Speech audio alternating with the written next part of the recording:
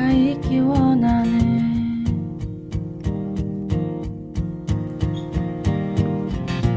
광야에 꽃을 피우시고 사막에 강물을 내시는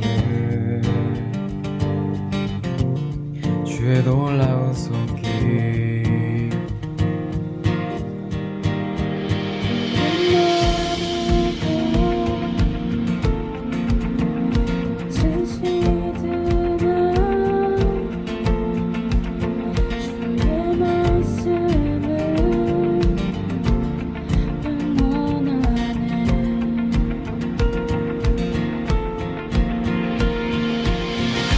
나의 맘 주의 성전이 되어 영원한 주의 말씀을 향해 주의 마음 있는 곳으로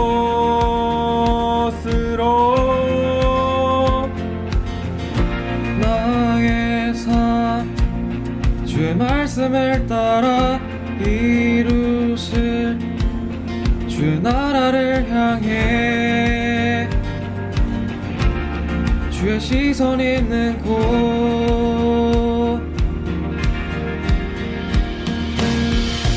주님의 마음 있는 곳, 주님의 시선이 있는 곳,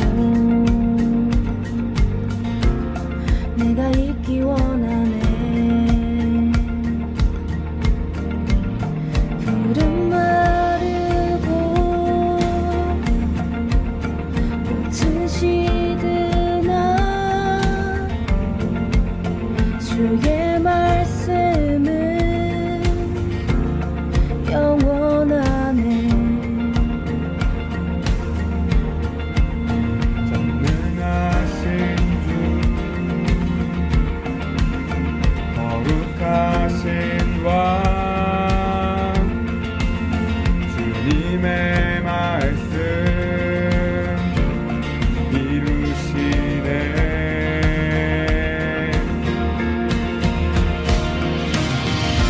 나의 맘 주의 성전이 되어 영원한 주의 말씀을 향해 주의 마음 있는 곳으로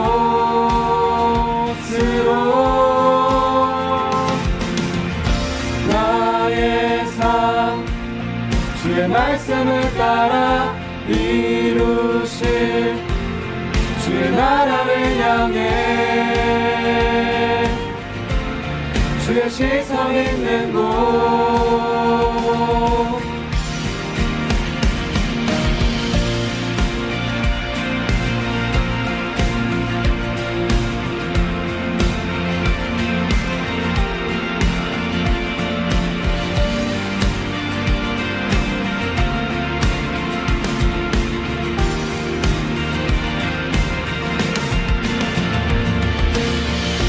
나의 맘 주의 성전이 되어 영원한 주의 말씀을 향해 주의 마음 있는 곳으로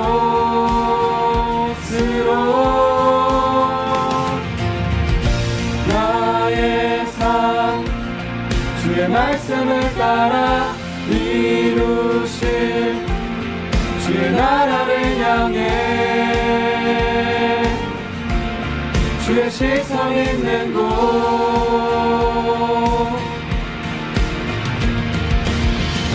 주님의 마음 있는 곳, 주님의 시선 있는 곳,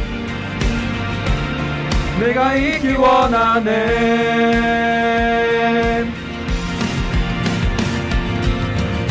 주님의 마음 있는 곳, 주님의 시선 있는 곳, 내가 있기 원하네.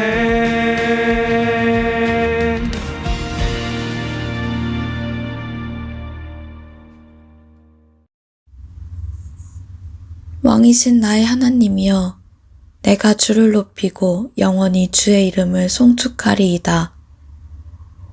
내가 날마다 주를 송축하며 영원히 주의 이름을 송축하리이다.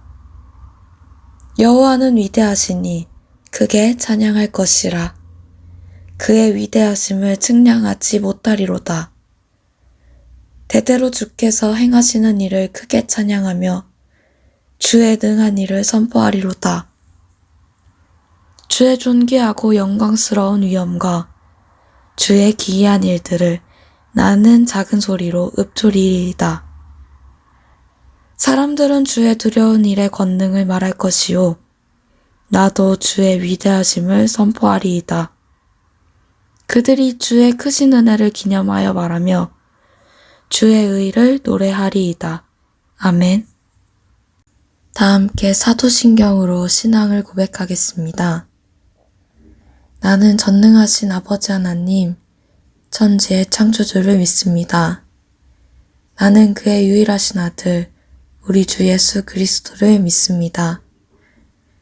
그는 성령으로 잉태되어 동정녀 마리아에게서 나시고 본디오 빌라도에게 고난을 받아 십자가에 못 박혀 죽으시고 장사된 지 사흘 만에 죽은 자 가운데서 다시 살아나셨으며 하늘에 오르시어 전능하신 아버지 하나님 우편에 앉아 계시다가 거기로부터 살아있는 자와 죽은 자를 심판하러 오십니다.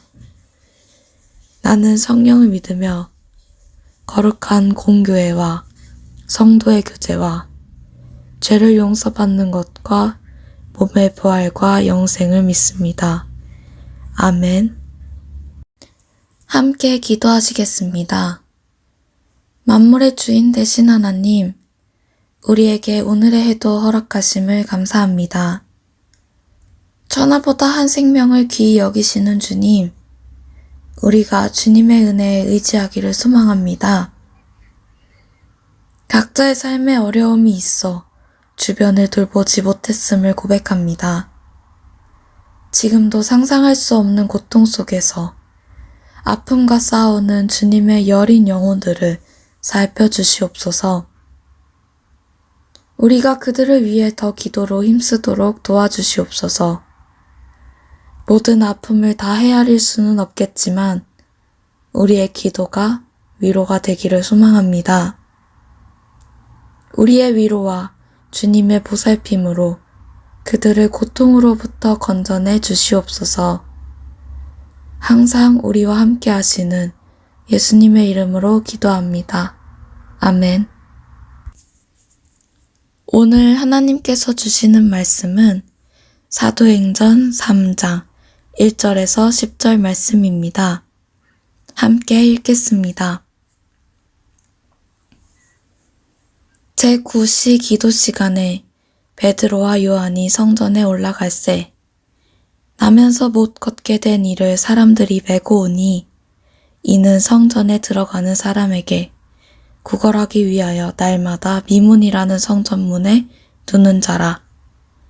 그가 베드로와 요한이 성전에 들어가려 함을 보고 구걸하거늘 베드로가 요한과 더불어 주목하여 이르되 우리를 보라 하니 그가 그들에게서 무엇을 얻을까 하여 바라보거늘 베드로가 이르되 은과 금은 내게 없거니와 내게 있는 이것을 내게 주노니 나사렛 예수 그리스도의 이름으로 일어나 걸으라 하고 오른손을 잡아 일으키니 발과 발목이 곧 힘을 얻고 뛰어서서 걸으며 그들과 함께 성전으로 들어가면서 걷기도 하고 뛰기도 하며 하나님을 찬송하니 모든 백성이 그 걷는 것과 하나님을 찬송함을 보고 그가 본래 성전 미문에 앉아 구걸하던 사람인 줄 알고 그에게 일어난 일로 인하여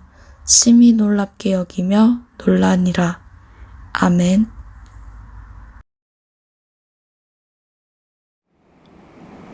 할렐루야! 성령님과 함께 기쁨의 시대를 살아가는 청소년 공동체 친구들 되기를 간절히 소망합니다. 오늘은 성령 강림 후 첫째 주일입니다. 성령님께서는 사도행전 2장의 오순절 사건을 통해서 이 땅에 임하셨습니다. 그리고는 예수님을 따랐던 사람들과 함께 하시며 온 땅 곳곳에 복음을 전파하는 일을 함께 하셨습니다. 그렇게 성령님과 함께한 예수님의 제자들은 초대교회를 세웠습니다. 이들은 다른 사람들에게 세례를 주는 일에 힘을 썼고 또 교회 안에서 서로 교제했으며 떡을 떼며 서로 식탁 교제를 했습니다. 그리고 오로지 하나님께 기도하는 일에 힘썼다고 합니다. 이들은 그저 예배만 함께 했던 것이 아닙니다. 함께 모여서 공동으로 생활하기도 했습니다. 자기가 가지고 있는 재산을 모두 내어서 필요한 사람은 필요한 분량만큼 사용을 했고 그리고 마음을 같이 했다고 합니다. 이들은 이렇게 함께 모여서 하나님을 예배하고 기뻐하며 지냈던 것입니다. 그러니 하나님께서는 이를 보시고 날마다 그 교회 공동체를 통해서 구원받는 사람들이 늘도록 하셨다고 합니다. 이것이 바로 지금 우리 교회 공동체의 근간이 되는 초대교회의 이야기입니다. 그러나 날마다 유대교 기도하는 시간이 되면은 사도들은 여전히 성전으로 올라가곤 했습니다. 오늘 본문의 베드로와 요한이 성전으로 올라가는 이유입니다. 하나님의 성전, 그 안에 거하는 사람들은 하나님으로부터 은혜를 받아 살아가는 사람들입니다. 제가 우리 친구들에게 질문을 한 가지 할게요. 하나님의 성전에 있는 사람들은 다 영적으로 부유한 사람들일까요? 어떻게 생각하시나요? 안타깝게도 그렇지 않습니다. 신앙이 있는 사람마다 다 영혼이 풍성하고 풍족하다면 성전에는 구걸하는 사람이 없어야 합니다. 그러나 오늘 본문에는 있습니다. 베드로와 요한이 성전에 올라가고 있는데 독특한 광경을 봤습니다. 여러 사람이 한 사람을 들어다가 미문이라고 하는 성전문 아래에 그 사람을 내려놓는 것이었습니다. 그 사람들로부터 들려서 이동했던 사람은 나면서부터 걷지 못한 사람이라고 합니다. 걸을 수가 없으니 먹고 살기 위해 일을 할 수 없었기에 그 사람은 날마다 사람들이 많이 다니는 성전 문 아래에서 구걸을 했던 것입니다. 다른 사람들은 이 사람이 구걸을 할 수 있도록 성전문으로 옮겨주었던 것이죠. 이 구걸하는 사람은 성전으로 향하고 있는 베드로와 요한에게도 구걸을 했습니다. 베드로와 요한은 이 사람이 성전문까지 옮겨지는 것을 두 눈으로 보았으니 이 사람이 구걸을 했을 때 주목하지 않을 수가 없었습니다.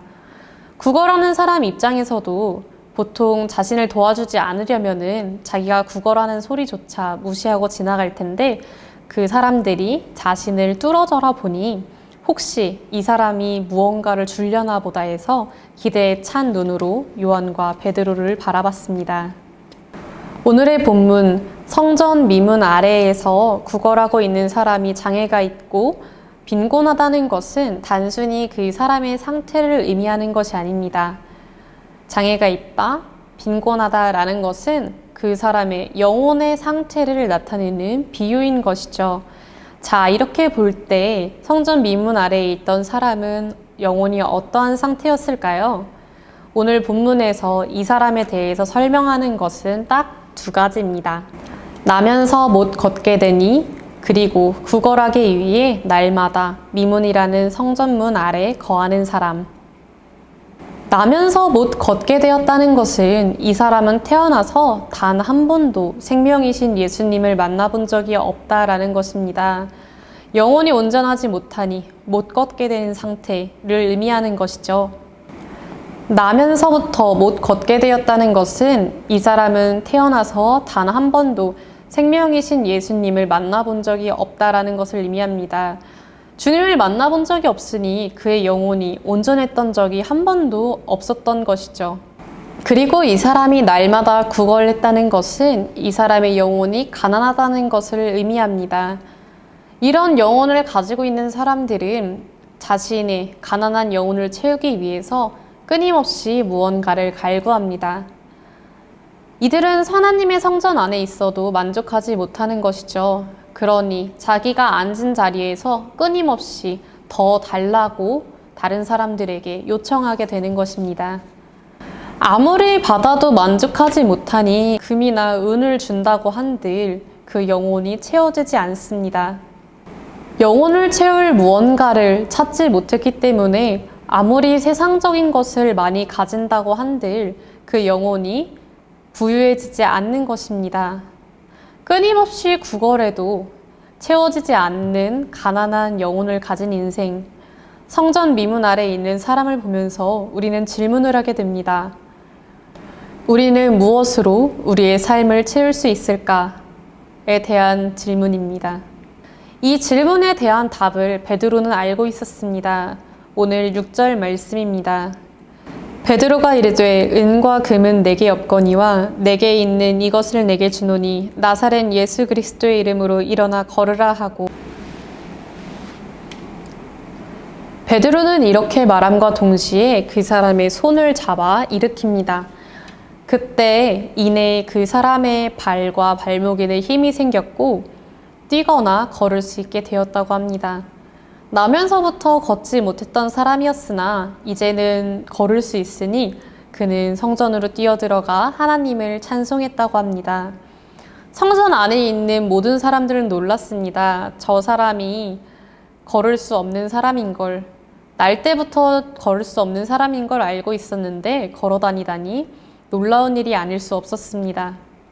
베드로는 예수님의 이름으로 이 성전 미문 아래에 있는 사람에게 생명을 준 것입니다. 이 이야기는 흡사 예수님께서 기적을 일으키신 이야기와 같습니다. 베드로는 예수님이 아닌데 예수님과 같은 사역을 했던 것이죠. 어떻게 이런 일이 가능했을까요? 베드로가 예수님의 12제자 중 한 사람이었기 때문에 가능했던 것일까요? 아닙니다. 오늘 본문 16절의 말씀입니다. 그 이름을 믿음으로 그 이름이 너희가 보고 아는 이 사람을 성하게 하였나니 예수로 말미암아 난 믿음이 너희 모든 사람 앞에서 이같이 완전히 낫게 하였느니라. 아멘.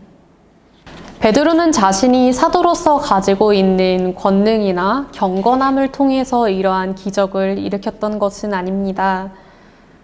기적은 예수님께서 부활하셨다는 사실과 예수님을 주님으로 믿고 나아오는 자들에게 영원한 생명이 허락된다라는 것을 믿음을 통해서 일어납니다.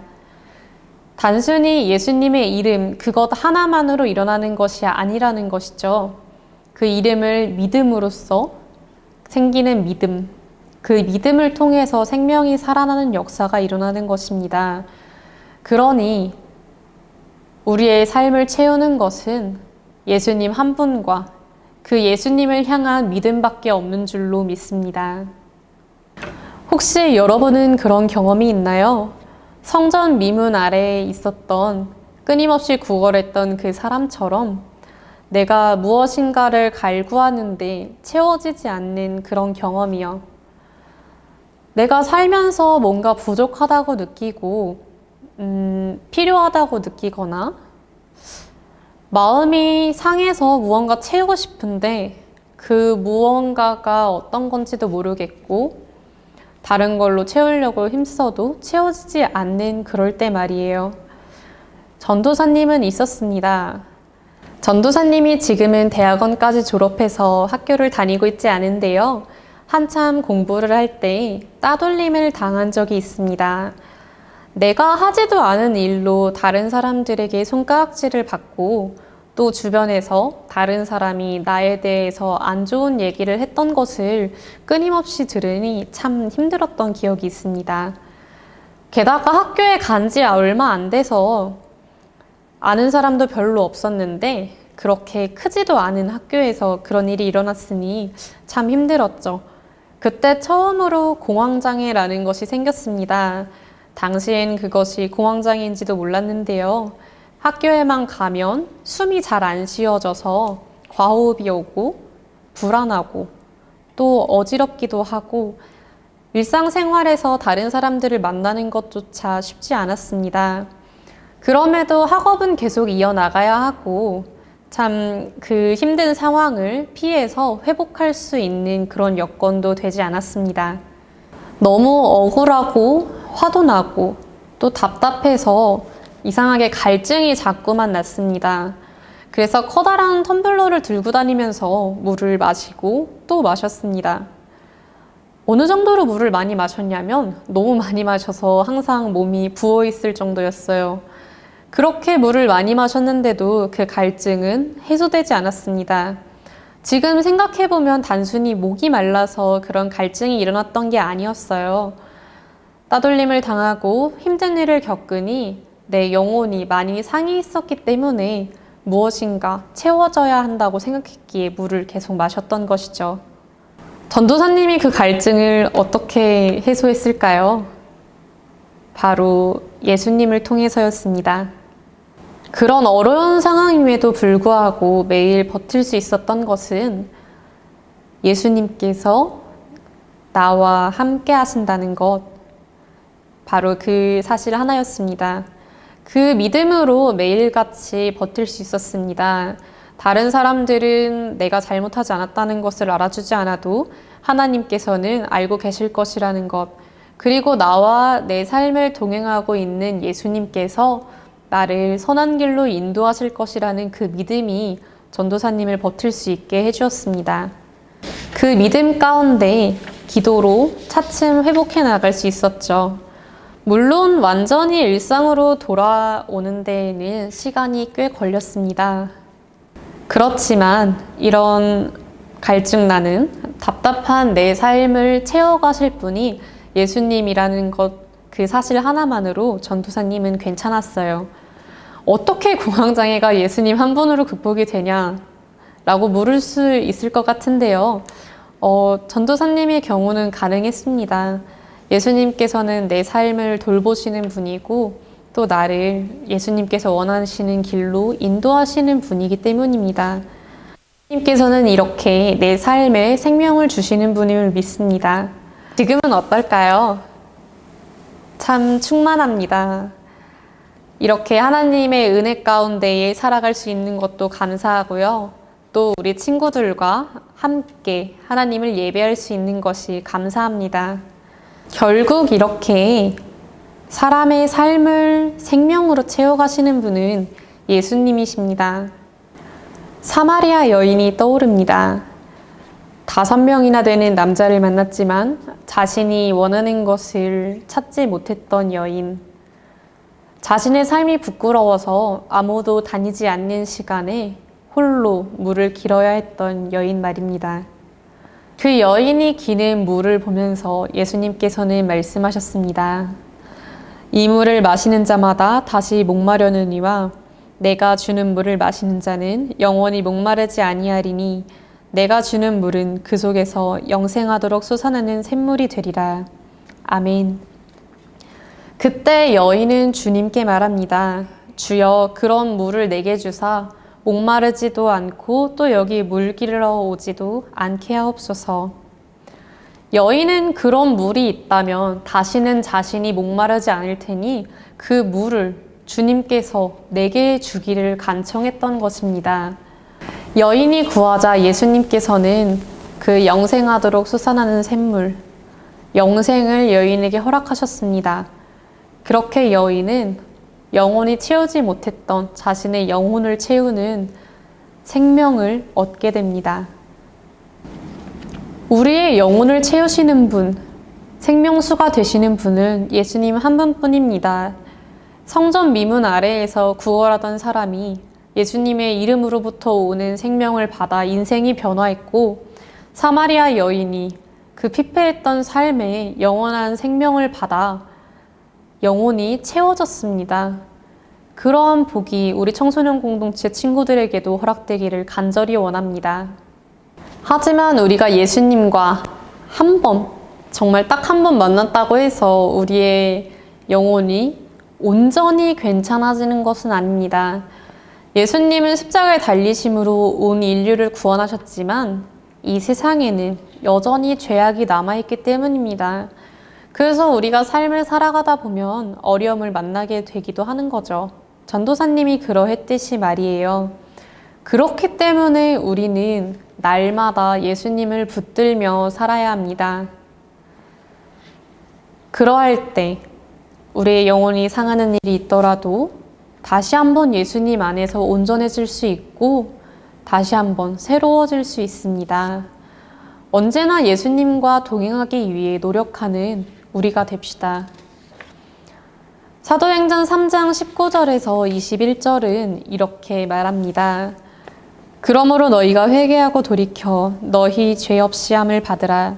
이같이 하면 새롭게 되는 날이 주 앞으로부터 이를 것이요 또 주께서 너희를 위하여 예정하신 그리스도 곧 예수를 보내시리니 하나님이 영원 전부터 거룩한 선지자들의 입을 통하여 말씀하신 바 만물을 회복하실 때까지는 하늘이 마땅히 그를 받아두리라. 아멘.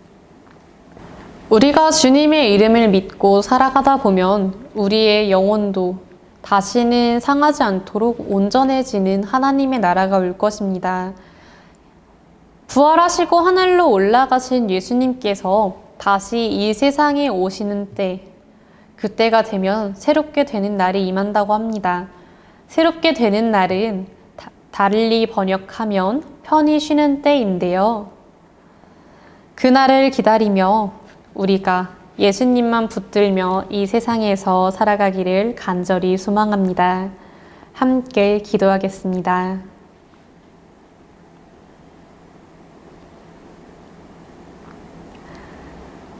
사랑의 하나님, 감사합니다. 하나님께서 우리의 삶을 날마다 은혜로 채워주심에 감사합니다. 하나님, 우리는 이 세상을 살아가면서 어려움을 만날 때도 있고 영혼이 상하여 힘들어할 때도 있습니다. 주님, 우리가 지쳐서 하나님을 바라보지 못할 때에 우리에게 보내신 성령님께서 우리를 위해 일하심을 믿습니다. 주님, 어려움이 찾아올 때에 예수님 안에서 다시 한번 일어서게 하시고 주님으로부터 오는 영원한 생명을 통해서 우리의 삶이 회복될 수 있도록 주님께서 인도하여 주시옵소서. 하나님, 예수님께서 이 땅에 다시 오실 그날을 기다리며 우리가 주님 안에서 기쁨으로 살아가기를 원합니다. 주님, 우리의 삶 가운데 함께 하시고 우리의 삶을 언제나 생명으로 채워주시옵소서. 언제나 우리와 함께 하시는 사랑이 많으신 예수님의 이름으로 기도합니다. 아멘. 주기도문으로 오늘 예배 마치도록 하겠습니다. 하늘에 계신 우리 아버지, 아버지의 이름을 거룩하게 하시며 아버지의 나라가 오게 하시며 아버지의 뜻이 하늘에서와 같이 땅에서도 이루어지게 하소서. 오늘 우리에게 일용할 양식을 주시고 우리가 우리에게 잘못한 사람을 용서하여 준 것 같이 우리 죄를 용서하여 주시고 우리를 시험에 빠지지 않게 하시고 악에서 구하소서. 나라와 권능과 영광이 영원히 아버지의 것입니다. 아멘. 청소년 공동체 소식입니다. 5월, 6월 청소년 공동체 묵장 모임 오늘 만나요가 진행 중에 있습니다. 전도사님과 교육 목자님, 친구들과 따뜻하고 즐거운 묵장 모임을 가지세요. 묵장 모임을 가지는 중에 사진과 영상을 찍어서 전도사님께 보내주세요. 보내주신 영상은 모아서 오늘 만나요 영상 제작에 사용될 예정입니다. 중요한 공지사항이 있습니다. 중등부 친구들은 집중해주세요. 6월 6일부터 중등부 예배 시간과 장소가 변경됩니다. 기존에는 주일 오전 9시 30분에 중등부 예배가 진행됐는데요. 6월 6일부터는 주일 오전 11시 30분 5층 다음 세대 성전에서 중등부 예배를 드립니다. 고등부는 기존 오전 9시 30분 5층 다음 세대 성전에서 예배를 드리니 헷갈리지 않게 참고해주세요. 그러면 우리 친구들 다음 주에 만나요. 안녕. 동수원 장로교회 청소년 공동체 구독, 좋아요, 알림 설정까지 부탁드려요.